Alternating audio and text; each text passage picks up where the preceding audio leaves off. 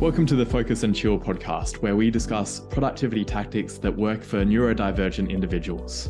Every episode, we interview guests with lived experience of neurodiversity who also have a solid productivity and habit game, and pass the learnings on to you, our wise and benevolent audience. We're your hosts, Jeremy and Joey. I'm Joey, and I coach creatives to get moving on their most ambitious projects through the power of solid habits and strong focus. I'm also a perpetual student of psychology and perpetually on a quest to a one-armed chin-up. And I'm Jeremy, a neurospicy software developer turned startup founder, building the Focus Bear app to help people with ADHD and autism thrive at work. My cool party trick is leaving parties early so I can get to sleep in time for my 2-hour-long morning routine.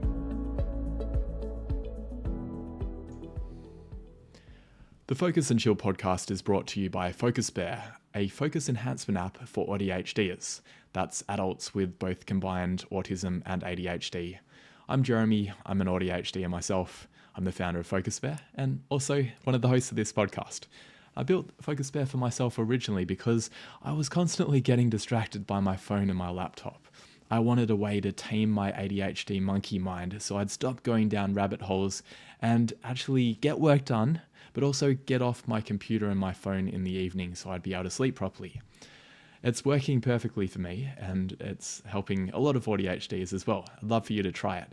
It's available for Mac, Windows, iOS and Android, and it leverages most of the productivity strategies we talk about on the podcast.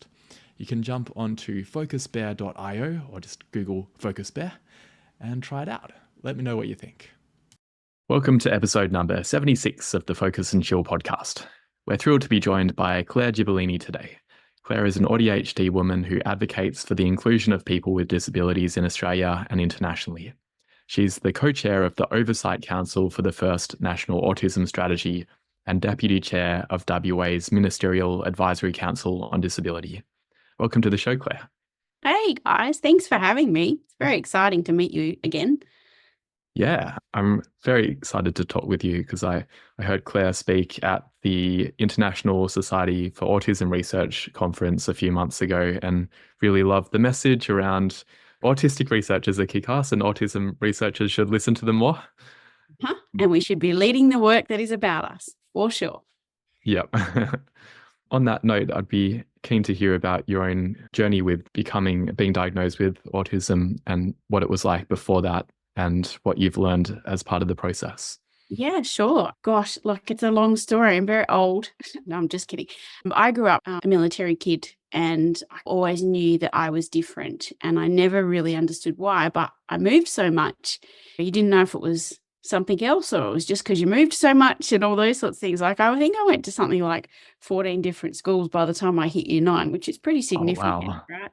But the real journey for me happened when I became a mum.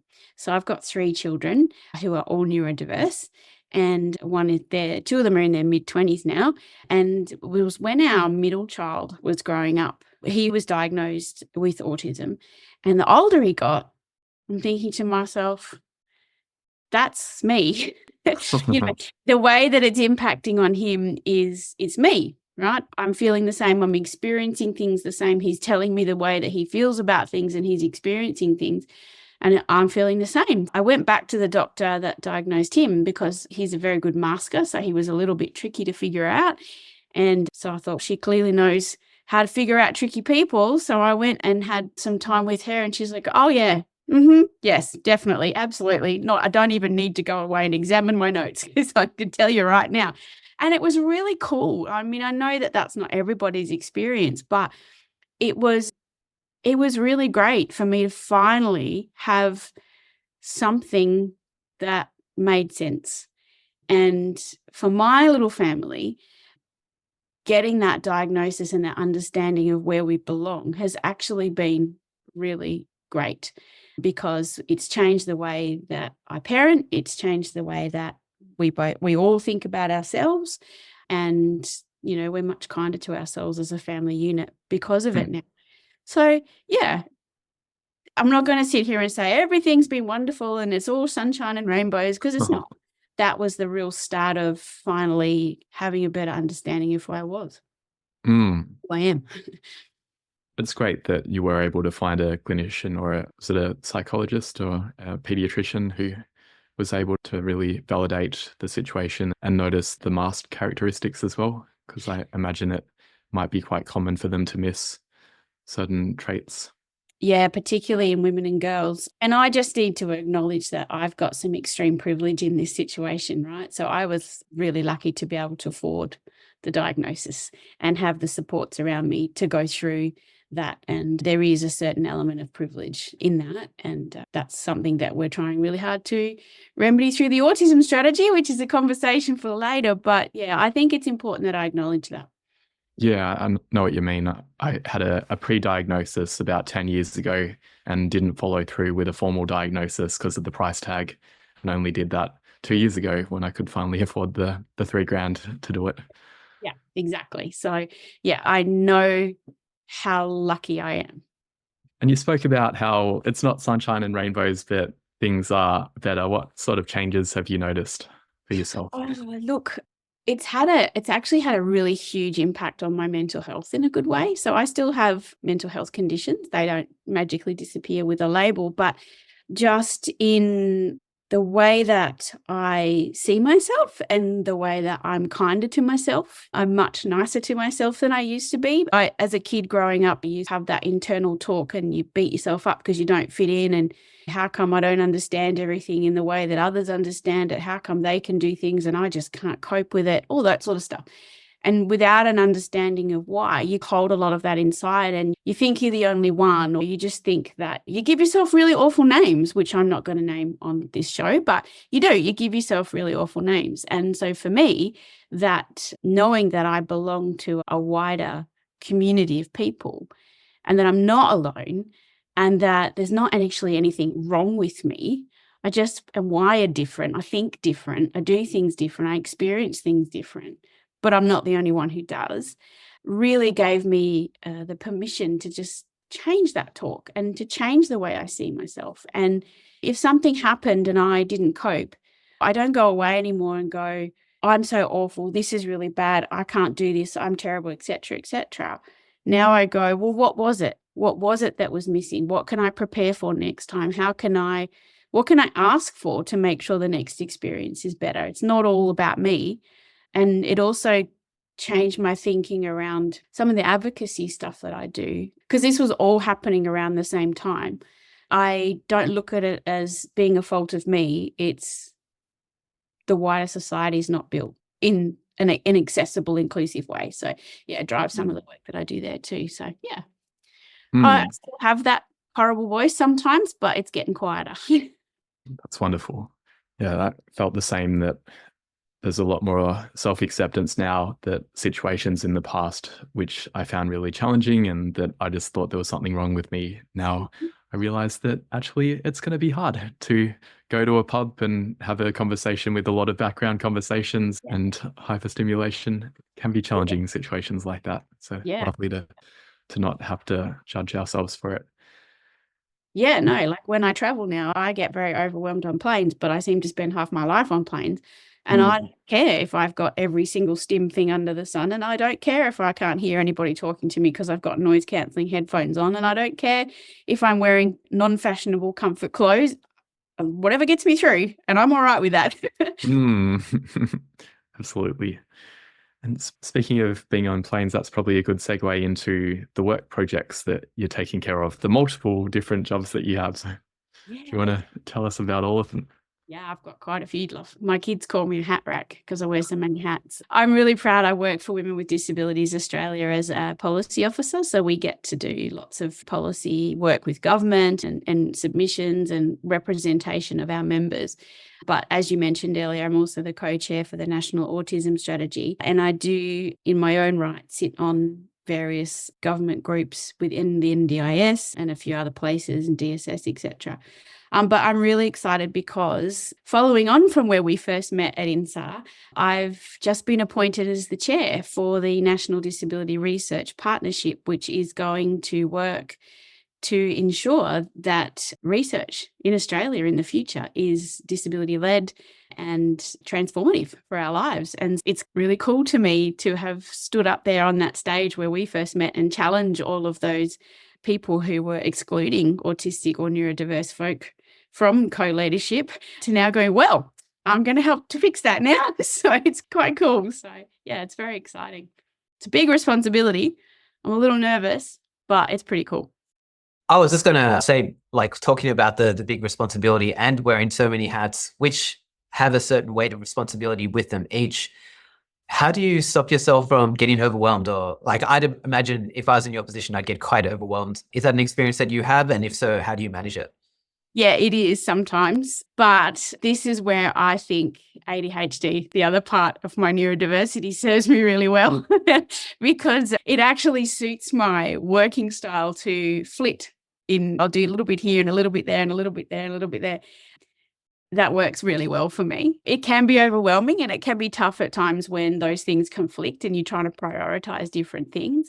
And so I've got some really good self-care practices, and I'm very lucky again to have a really supportive network around me of people that go, no, go and sit down. Because I'm not very good at that. My kids say to me all the time, Mum, just because you've got 5 minutes free, it doesn't mean you have to feel it. So sitting still is not my forte. I take time out where I can. I go and do things that feed my soul, like coming and talking to you guys. And some people see that as work, but for me, it really fills my cup and gives me the capacity to do the other things that are maybe a little bit hard and overwhelming, because this is the good stuff. Yeah. So hope that answers that question. Yeah, it definitely does. It's wonderful that we can be part of your good stuff. So thank you for including us in that. I think one of the things that I've done whenever I feel like I'm identifying too much, like with one particular role and over investing on it and placing a lot of my identity into it, is that kind of diversity of like I remember one time I was like really involved in my art, and like if anyone would criticize it, I'd just be like fall to pieces because I had so much investment in it. And I'm not sure if this is a conscious strategy for you, but like maybe it's also the case that having so many roles could possibly be protective in that if you get like some harsh feedback in one role, like it's just, okay, well, that's just one of the many hats that I wear. Like, does any of that resonate for you? Yeah, it really does. It's sometimes the disability sector is not a kind place to be, though there is a bit of lateral violence in our sector, and we can't deny that. And being a person who seems to be putting her head above the parapet does come with certain risks of backlash and not kind comments and things like that. So yes, absolutely. So one of the things that I do is I have a couple of roles, volunteer roles that I absolutely love that have absolutely nothing to do with disability.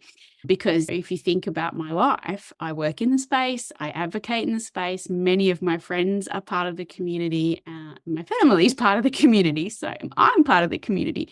Sometimes it's really tough to be of that community and also be doing the work that we're doing. So I very proudly volunteer for the Department of Fire and Emergency Services here in WA and also Disaster Relief Australia.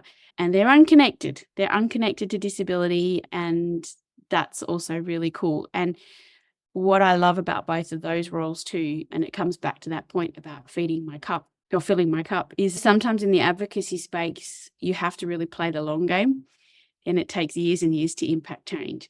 Whereas both of those roles, you get to support and impact community instantly. So yeah, that really helps. Yeah. I can imagine that feeling of giving back as being part of that service. It's like you said, would really fill your cup. One thing that I really struggle with, especially when it comes to this idea of trying to make a difference where the feedback isn't always immediate, is like trying to keep that motivation up. Now, you already mentioned having these things where the impacts are more obvious. And you mentioned your self-care routines, which we'll go into in a little bit more detail later on in the show. Are there any other things that you use to keep that fire burning? Because I imagine a lot of the listeners that are trying to make a difference in this space as well, that maybe I'm projecting, but I can say that I find it difficult sometimes to keep on going when the results aren't immediately obvious.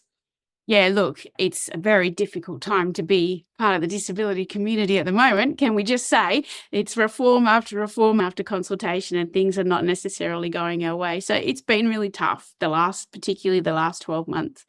I've done a few things to help me there. Like I limit the interaction that I have with people on social media. I do use Facebook, but the people that I talk to on Facebook are people that I know and trust.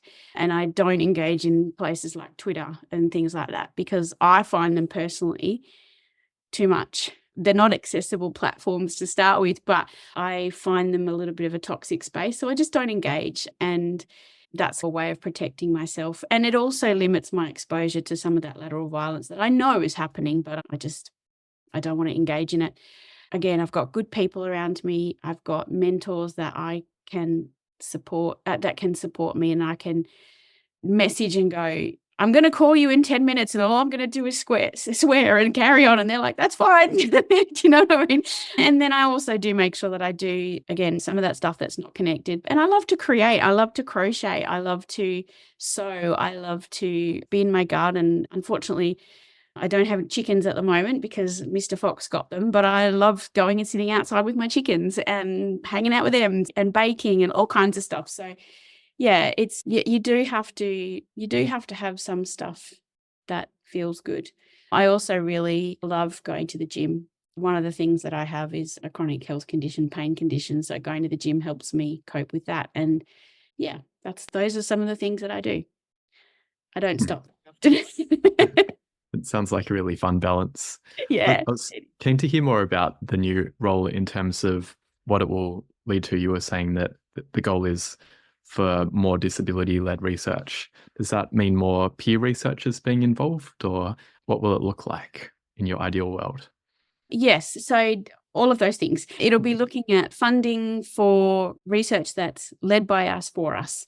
And it's things that will be transformative in nature so that the research is done for purpose. It's to improve people's lives. It's not just, I mean, I'm saying this very loosely. We've only just started, right? But yeah, the idea is that we will support research that will provide some of the evidence that goes into policy development and things like that, and program development and things like that. Because I think historically, Australia, like many countries around the world, hasn't done a great job about collecting data and information about disabled folks. And sometimes there's policies that are created because there's not really any evidence to back up why that's a terrible idea or things like that. So yeah, that's the plan. What I'm personally dedicated to is uplifting researchers with disability, because so often in the experiences that I've had, research is often extractive. So people come in, they consult with us. We're not part of research teams and things like that as a general rule. They go off and they create research papers, and we're sitting there going, well, what was that about? Like, how is that transforming our lives or making our lives better? And so what I really want to see is a much more collaborative approach where we're actually involved, where we're looking at lived experience and lived expertise. And that's part of a research program, and it's ethical and it's safe and all of those things, of course. But uplifting the voices of our community is hugely important. And we need information so that when people decide that they want to create policies or do things, we can go, no, the evidence tells us this will not work, and things like that. So, yeah. And I imagine the research priorities would also change as well, that part of what might make it feel extractive is if it's topics that actually don't really matter and that aren't going to lead anywhere. Yeah. Or potentially could be used to harm. Research done in other parts of the world that is, curative in nature. Well, I don't need to be cured. There's not actually anything wrong with me. Not everybody feels that way. That's how I feel. And so why would I, as this is just me speaking now as a person, not within my role at NDRP, but why would I want to see funding go towards research that says I need to be cured because I'm not good enough, or I'm somehow tragic, or I'm somehow less than? So yeah, I think it's a really exciting time, and I'm so excited having been at INSAR, which was really my first exposure into a research kind of conference where I met lots of autistic researchers who were not included in big projects and actually not really included very well in the conference, I think I can safely say, to try and to now be able to be in a position where we can maybe change that narrative and showcase how cool we actually are. Yeah, 100%. I'm very excited by that too. So we heard about the things that you do outside work already. I've made a few notes. Appearing on podcasts is one of them. Thank you for indulging that hobby with us today. Crochet, baking, being in the garden, trying to ward away foxes from your chickens, and going to the gym. Yeah. Is there anything we've missed there from? Oh, look, of course, I spend time with my family. They're very Oh, yeah. incredibly important to me. Weirdly, despite the level of travel that I already do for work, I actually really love to travel. I'm a bit of a curious being. I like to go and explore and find new things. And I think that actually helps me in my work as well. But I want to see new places and meet new people. Then I don't want to have anything to do with them, but but I do like to meet new people and try new things sometimes. Yes, it doesn't always go well, but yeah, it's the sort of things that I like to do. Yeah, Where's the most recent destination that you've been to that you've enjoyed? it was for work. I'm on the executive of an organisation called the Commonwealth Disabled People's Forum, and we had an executive meeting in Kenya. Oh. So just about a month or so, 6 weeks ago, I was in Nairobi for 10 days, and I never thought in my wildest dreams that I would get to the African continent. I loved it. It was fantastic. The people were amazing. I got to see lots and lots of animals, fulfilled a lifelong dream of seeing elephant in their natural environment. So yeah, that's probably my most recent cool place. Yeah, it's great. I am looking forward to, hopefully saving up and taking the family back and doing a bit more exploration. I really like learning about Indigenous cultures. So I spent not nearly enough time with some Maasai folk, which the conversations were fascinating. So I want to go back and do more of that. And it was freezing, which really surprised me. Oh, wow. Was it in the mountains? No. Well, Nairobi's inland. It's a little bit higher up, yes, but I wasn't quite prepared for how cold it would be. And luckily, we went on a tour and the driver was giving me blankets. So I'm standing there like an Anna with my blanket wrapped around me, shaking to death. And I had a couple of Canadians on the trip with me, and they just thought that was the most funniest thing they've ever seen. But anyway. Speaking of optimizing travel, Claire, you're talking about your sensory toys and wearing comfortable clothes and your noise cancelling headphones and stuff. In terms of working hours, are there any things in particular that you use to optimize your productivity? Yes, definitely. So I'm very fortunate in that I pretty much work exclusively from home when I am home. So you can't see it, but I'm actually sitting on a chair that is a yoga ball, which allows me to wriggle and bounce up and down, especially when the camera is off, and do all those kinds of things. I have lots of fidgets to hand at my desk. But one of the things that I actually do is I schedule in regular movement breaks for myself.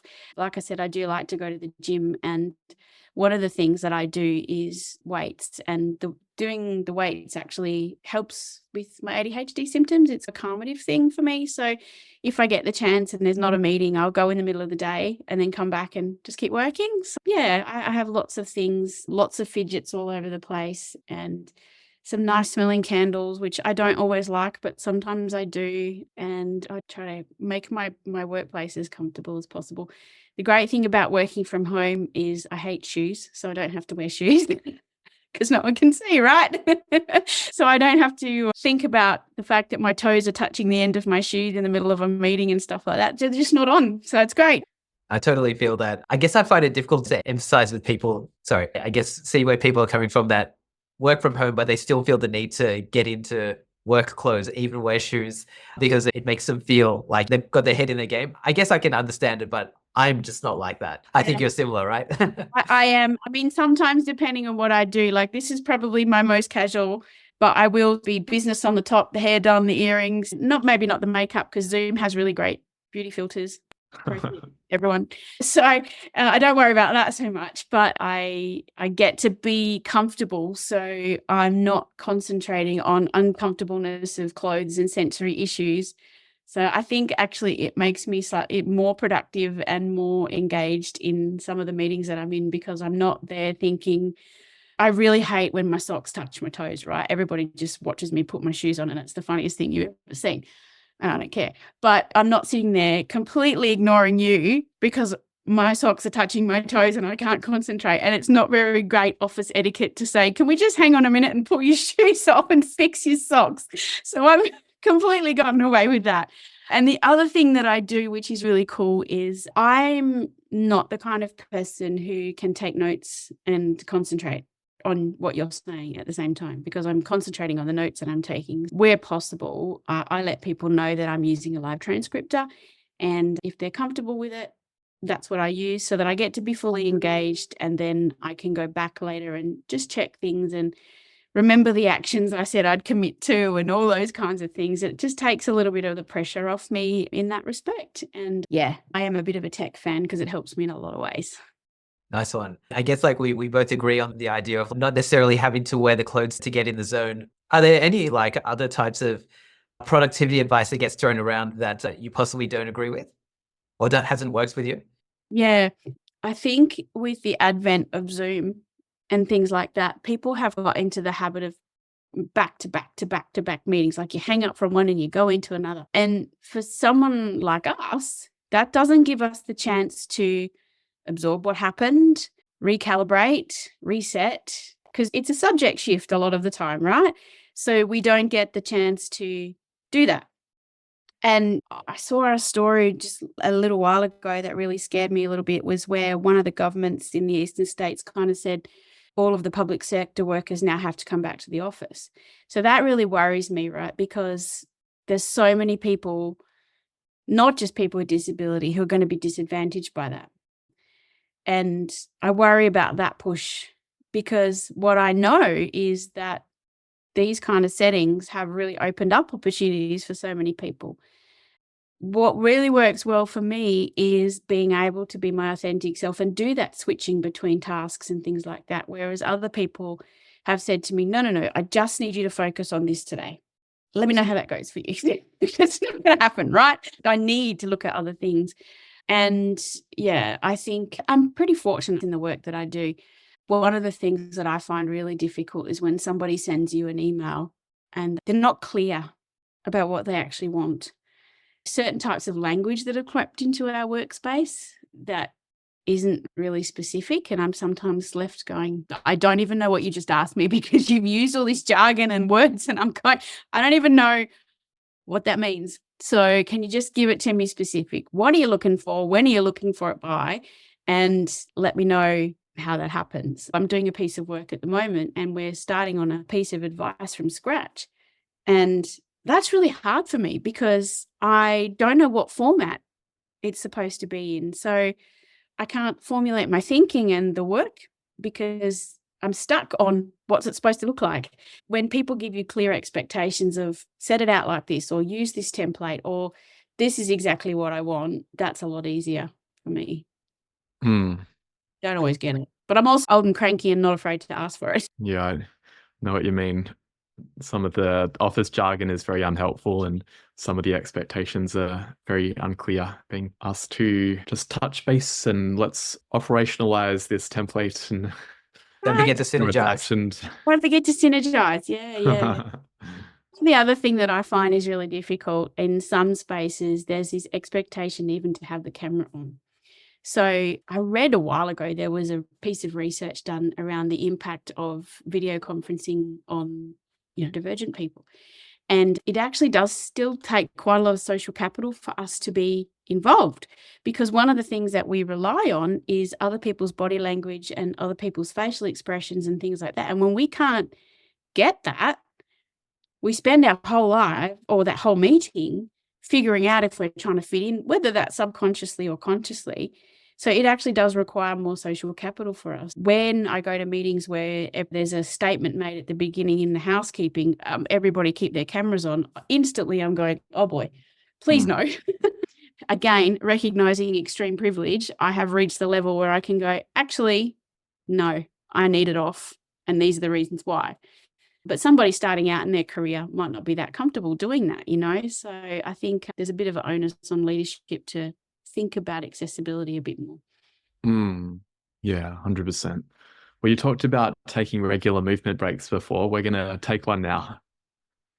Sounds good to me. I'm going to go wriggle. Hi there, Focus and Chillers. Are you ready to supercharge your knowledge in the realms of creativity, tech, and psychology? Come check out my fortnightly newsletter. In each edition, you'll get quick wins and actionable takeaways that you can put into practice right away. If this sounds like you, I'd love to have you as a reader. Subscribe for your fortnightly dose of insights. The link is in the show notes. And now, let's get back to the show. All right, we're back from our break. We've had a bounce and a wriggle and ready to now talk about morning routines. What does the start of your day look like? I am so not a morning person. I drag my feet like you wouldn't believe. I really hate mornings. I'm more of a night owl. So my routine is as simple as possible. I've already checked the night before where I've got to be and what time I've got to be there. Usually that's what time do I have to be in front of the computer these days. So the routine is really, got an 11-year-old, get him up, get him dressed, get him to school, go straight to the coffee shop and get my coffee and come home and get ready, and then sort of center myself and make sure I've got everything I want for work. But ironically, when I travel, I get up really early and go for walks because I want to see the city that I'm in. Whereas, that's not necessarily the case here. I try to make it as simple as possible. Everything that I need to get out the door and get my first thing done, which is get my son to school, is on the kitchen bench or on the kitchen table, right where I need it. So I'm not running around looking for keys and running around doing all these kinds of things. He's old enough now. We work in tag team, so we get his lunch ready together and it's part of his learning. But yeah, as simple as possible. Yes. And I have a bit of a motto is first I have the coffee, then I do the things. I've got my barista down the road. I've got usually the same order every day. It's my comfort order and that's okay. And come home, sit down, I've got everything I need, get started. So yeah. Yeah, and it sounds like in some ways the end of day routine in terms of preparing things for the next day is the key that allows you to do that. Yeah, as much as possible. So making sure the car keys are there, my glasses are there. I've got some of the lunch for him for school prepared, everything, like his lunchbox is on the table, his bag is right by the bench, his drink bottle's there, rinsed and ready to be filled, all of that. So it's just as smooth as possible. And it's better for him too, right? Because if I'm not stressed, he's not stressed. And it's also trying to teach him the importance of that routine so that you get to where you need to be on time. And what we've also done is we have to access a very busy highway to get to his school. He goes to a Montessori school, which is also extremely cool for him. And I know very much a privilege that I can send him there. But sometimes we have really large trucks that are really, really slow going up this very steep hill. So part of our routine is also leaving by a certain time, which 9 times out of 10 means we're at school earlier than we need to be. But that means we're okay. We're not stressed about time. Our anxiety levels are not raised, et cetera, et cetera. And then we go on with our day. So if we do get stuck behind a truck because they come at unpredictable times, we know we have enough time to still be there where we need to be. The other thing I do is obviously I take medication every day for ADHD.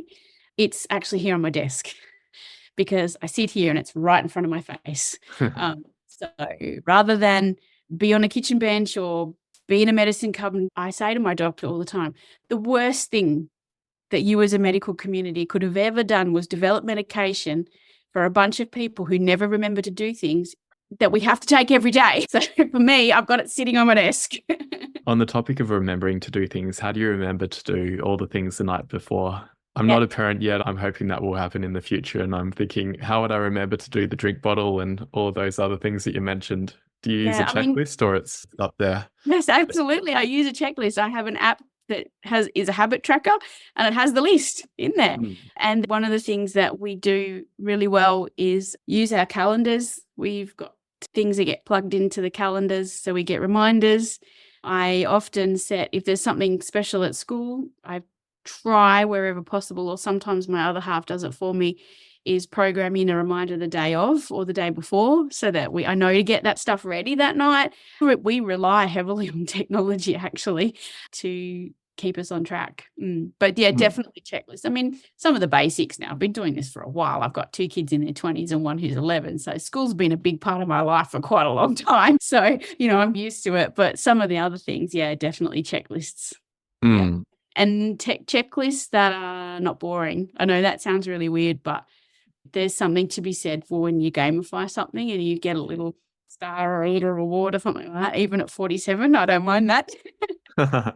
Do you use Habitica or which one do you use that gives my app's called Habit, yeah. So and it gives me a little chart of how I'm going and stuff like that. So it makes me it's really nice when you can get it visualized and can see you tracking in the right direction. I'm very visual learner. Yep. Yeah, definitely, Claire. We're talking about getting everything sorted out the night before. In terms of your sleep, I'm imagining that's part of your winding down routine, but can you tell us a little bit more about other things that you might do to help yourself switch off? Yeah, I struggle a lot with sleep actually for a few reasons. Obviously, being neurodivergent, I've got ADHD. That's a big thing. For me, it's cyclical. So there's certain times of the month as a woman with disability that I have, it's impacted by hormones and things like that. So sometimes I can sleep really well. Other times I'm still awake at 4 a.m. So sometimes I have to rely on some medication for that. The other thing too is I travel a lot. And so I'm not often in the same place or the same bed as every night. So that can be difficult. So yeah, sleep is something that I struggle with a lot in terms of what do I do to try and help. I try wherever possible to get into bed at a reasonable time. And this is going to sound really weird, and I'm sorry to your listeners, but I try to make my room as much like a hotel room as possible. And what I mean by that is I use white sheets like hotels do. I use white quilt covers and things like that because it's a sense of sameness, if that makes sense. I think it's a visual familiarity. I don't know if that makes sense to a lot of people, but it works for me. And I try to make it as clear a space as possible so that I'm not distracted by various things. Is that so that when you go traveling, it doesn't feel unfamiliar when you're in a Yes. hotel room? Yeah. Okay. Yeah. So it doesn't feel unfamiliar when I'm home, and it doesn't feel unfamiliar when I'm away. I like sameness in like a lot of other people. So trying to make it feel as same as possible. I mean, when I say I travel a lot, at least a couple of times a month I'm away. So yeah, I try to make it as comfortable as possible. Yeah. Yeah, that's a great hack because I always find traveling tends to disrupt my sleep, and maybe that's something I can try. I'll see Yeah. whether it helps. Yeah. And, I do also travel with earplugs. Mhm. And I travel the squishy type that go in your ear, and I travel with rest of it, which is not for everybody. I use it very sparingly, but what I know about myself after doing this for a really long time is that if I lay there and I can't sleep, I get mad at myself for not being able to sleep, and I start to wind myself up. So Hmm. I have like little physical feelings, triggers, and I go, no, no, no, take it, just go to sleep. Hmm. I recommend that for everyone. I'm just saying it works for me. Yeah, like everything, take what you like and leave the rest. But That's there's right. a Yeah. lot of great ideas. I'm tempted to get a yoga ball now, and among the other things that you mentioned. Yeah. So if Yeah. people want to connect with you, definitely not on Twitter, but where's the best place for Not on someone Twitter. to find you? Look, the best place to find me, weirdly enough, is LinkedIn, right? And I never really used to like it, but I use it primarily now because it's a little bit of a safer space in terms of the way people behave and treat each other than some of the other social media. And I also use it because for me, I don't have the notifications turned on. So if I'm looking at it, I try to look at it during work time and not after work, or during not work time, during the day when it's business hours kind of thing. Hmm. Whereas when I use Facebook, that's the time I want to connect with my friends and I want to disconnect from the things that I have to do at work. So those are really the only platforms I use. So the best way to find me is on LinkedIn. And the only thing I'll say is if you do want to have a conversation with me, please remember that I have ADHD and poke me a few times until I get a message. I don't take offense if you nag me. I really appreciate it. Well, Claire, it's been wonderful having you on. Do you have any final words or asks about audience? No, I just really wanted to say thanks for having me, actually. It's been really good to have this conversation. I like the questions that you've asked. They're a little bit different to the ones I normally get asked, which I really appreciate. And yeah, I guess in light of recent events, just sending a shout out to the community who's maybe struggling a little bit, and hope you guys are doing okay and are surrounded by good people, and don't give up because we will get there. Wonderful. And we'll wrap the show with that. Thank you. And nice work, Claire. Thanks for tuning in to this episode of the Focus and Chill podcast. To listen to other episodes, jump onto podcast.focusbear.io. If you'd like to be a guest on the show, or you know someone who'd be a good fit, email us at team@focusbear.io. Otherwise, stay focused, stay chilled, and peace out.